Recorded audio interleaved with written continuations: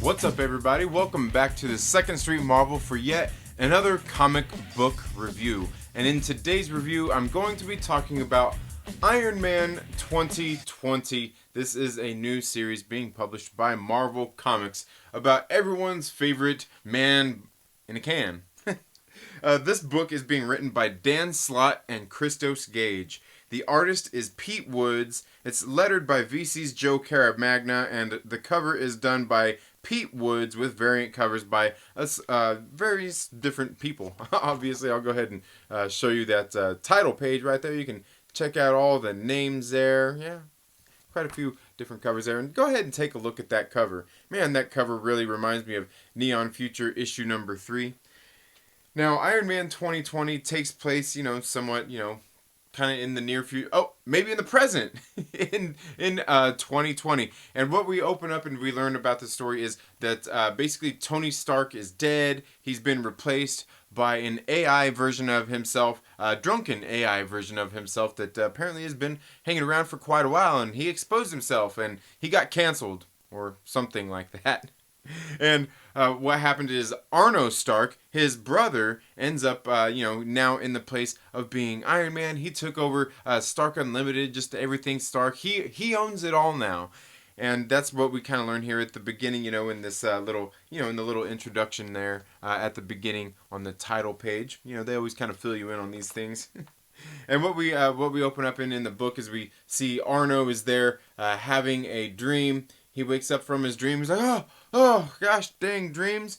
Well, he's having a dream about this big old, like robot sentient being thing coming from outer space. Well, it's something that, you know what, you don't need to worry about. He's been planning for this for a really long time, and he's prepared. So don't even worry about it. It's all good. No threats here. And then then we learned that we meet his parents. Yeah. Howard and Maria Stark are there, and they're having breakfast with Arno. And yeah, they're back from the dead. They're AI versions of themselves as well. They're basically been uploaded into some robotic bodies, and they're being held captive by Arno Stark. They even ask him if they can go outside the house, hang out, have some fun. But no, Arno Stark says no. They gotta stay there, and then there's an emergency that comes up, and we get to see this nice little Arno Stark gets all suited up and heads into action. He's flying there through the city. Just great stuff to head out to this emergency. And what is this an emergency of? Well, we get this AI army who is there holding up, they're there holding up all these construction workers there. They're tired of working. They're tired of being forced to work. They're being enslaved. All those dang meat bags making these robotic AI people go and do their bidding. How can you? How dare the humans? And so there's an attack, and Arno Stark goes up, in his nice new Iron Man suit and puts a stop to all the injustice that's happening. Well, all the injustice that's happening towards humans. He doesn't help those robots out any, and he created them. Dang it. Well, not him. But you know what I mean, right? So then, we get, as he's there, he gets him stopped. Obviously it's kind of a big thing. The news is there. Just an interview reporter wanting to talk to Arno Stark and, kind of why he took over for Tony Stark and everything, the legacy and all of that. And of course, he has all his reasons, because he wants to help humanity, right? He wants to help humanity. And then we step inside and we meet, or at the same time we meet here his business partner, which is Sunset Bane, as she is there kind of talking about their mission. They're being interviewed by these reporters as well, just about what they intend to do with Stark Unlimited now that Stark is gone, and she's basically telling them they're going to carry on his legacy. The spirit of Tony still lives at Stark Unlimited. So then we get inside, and she's dealing with just some of the other employees there, kind of going around, and she basically pulls a Harry Flugelman on everybody. You know who Harry Flugelman is, right? Let me know down in the comments below if you know Harry Flugelman, because I can tell you, you chose to mess with Harry Flugelman on a bad day. So they come in and they take the Amigos' clothes. That's kind of something that happens here. And then we go to the AI Army's home base. You know, the people who are there fighting, and we meet their one of their figureheads there, who's sitting there, appears to be throwing a tantrum because all the robots are having to do work. Man, these AI people, they can't be. Oh, they shouldn't be enslaving like this, forced to do humans' work. Ugh, they're just the worst making those robots work. You know what I'm saying? And then, as he's sitting there having his little pity party with all of his crew, we get, once again, these Starks, man. We know how these Starks are, especially, I guess anybody related to Tony Stark. They need their attention. And we find them back in the media. They're having a meeting there, just their news broadcast going on. They just bought this robotics firm, and they're going to put an end to these robots who are fighting back, and boom, they blow up the whole plant. Whew, man, I'm telling you, this is an action-packed issue. And then there's obviously what happens is, the robots end up retaliating. They plant a bomb on this hospital, and they tell them, like, hey, man, like, you can go ahead and clear the whole area. It's all good. You can clear all the floors except for basically, we're the maternity ward. He says, if you're going to kill, we got new robots being born, but if you're going to kill our robots, our sentient beings and stuff, we're gonna take yours too. You're taking our new robots, we're taking your new babies. That's fair, you know what I'm saying? Yeah. So basically what's going on is a lot of these robots are being oppressed by the humans, and they're fighting back. And that's largely what we learn throughout this first issue is, Iron Man shows up on the scene, to kind of diffuse the situation, take care of this bomb.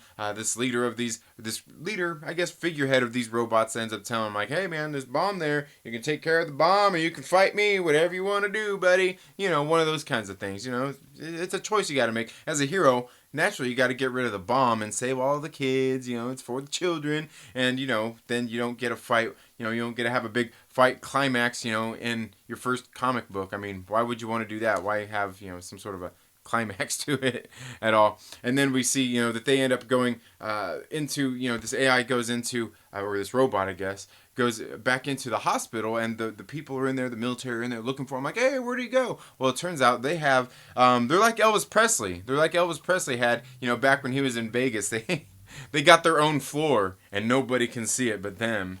And then we get a nice little revelation of exactly who is in charge of all these AIs and these robots here at the very end of the book. And, I showed you a little bit of the art there. I'm going to show you a little bit more of the art there as well.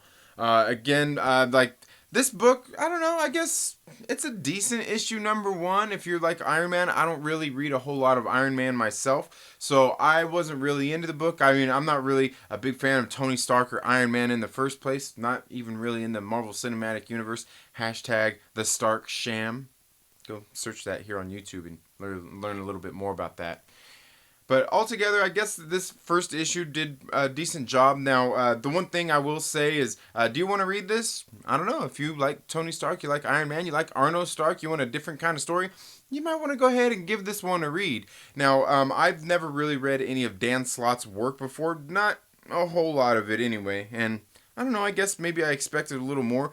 One thing I will say is, I'm thinking maybe the cool elements of this story were Christos Gage, and probably all of the insufferable characters and how they talk to each other and interact with each other was Dan Slott. Because I've never seen Christos Gage work that was quite like this, written like this. I didn't really like the character interactions, the character dialogue, and the way they talk to each other. I just didn't like it. A lot of them seemed like just like insufferable 16-year-old children, or maybe all the adults that I watch on Twitter daily, that I see on Twitter. So, I mean, maybe, if you're one of those people, if you're on Twitter, you might like this book. If if you're on Twitter altogether, you don't have to be into comic books or anything like, if you're on Twitter, you might like this one, okay? I'm telling you.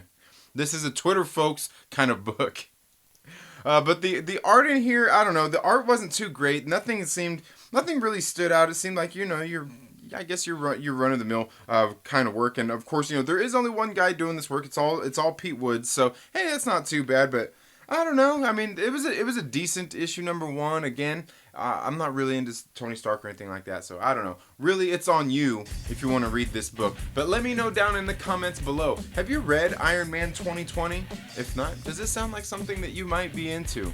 Let me know down in the comments below.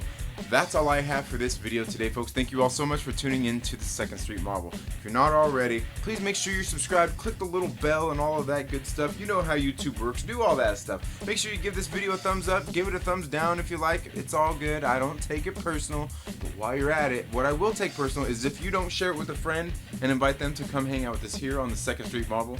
You all have a very good day. Have a great rest of your week. Happy reading, and we'll see you in the next video. Later.